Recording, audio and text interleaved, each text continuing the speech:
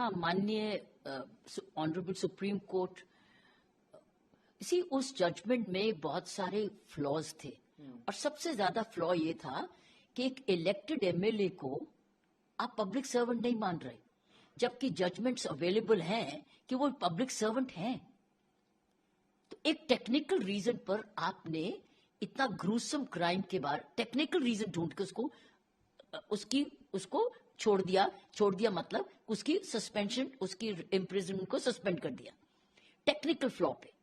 और साथ में ये भी ढूंढने की कोशिश की कि नहीं, वो 15 साल कुछ महीने की थी तो बालिग नहीं थी।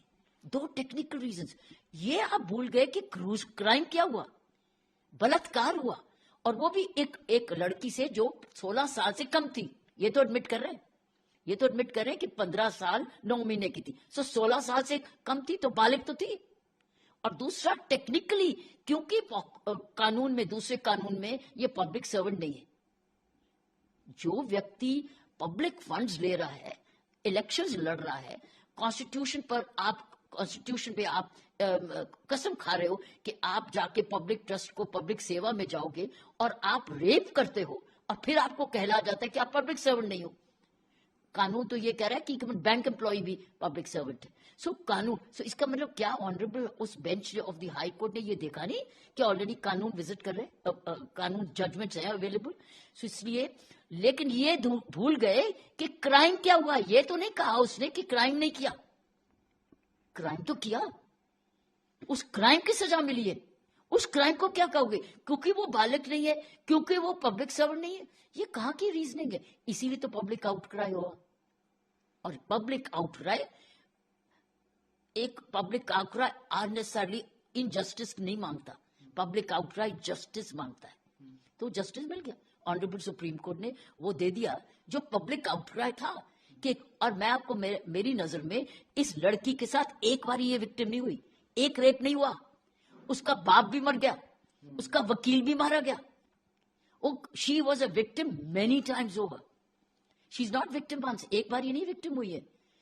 जो उसके साथ हुआ वो अलग, बाप के साथ हुआ अलग, उसके वकील के साथ हुआ अलग, और अब चौथी बारी आप उसको सजा दे रहे हो जिसमें कह रहे हो कि नहीं, वो तो पब्लिक सर्वेंट नहीं है और तुम तो बालिग नहीं थी, तो जाओ। इतने ज्यादा। और फिर वो लड़की अमीर नहीं है, वो एक गरीब परिवार की है। उसके परिवार ने किसी हद तक उसके साथ सपोर्ट किया और खुद विमेन वॉलंटियर्स ने उसको सपोर्ट किया शायद। लेकिन दाद देते हैं कि उसने बड़ी बहादुरी दिखाई, अभी भी बहादुर है, अभी भी छोड़ने को नहीं तैयार है। इसीलिए जब उसने आवाज उठाई और उसके साथ जो विमेन वॉलंटियर्स थी जो जुड़ी हुई हैं, उन्होंने आवाज उठाई सारे देश। और फिर मीडिया का रोल तो था ही, मीडिया ने उसका सारी बात बताई और साथ में जो आर्टिकल्स आते रहे, पेपर्स में आते रहे, उसकी वजह से दरवाजे खड़काने पड़े और सुप्रीम कोर्ट ने आपको न्याय दे दिया, वापस दे दिया। लाइफ इम्प्रिजनमेंट तो लाइफ इम्प्रिजनमेंट 20 साल होती है, उसमें तो 20 साल जाएगा। उसमें एक उधर फादर की डेथ के मर्डर के लिए तो 20 साल है, लेकिन इसको 6 साल क्यों आपने? इसीलिए मैं समझती हूँ सुप्रीम कोर्ट ने वो दिया जो जस्टिस डिमांड कर रहा था, बनता भी था।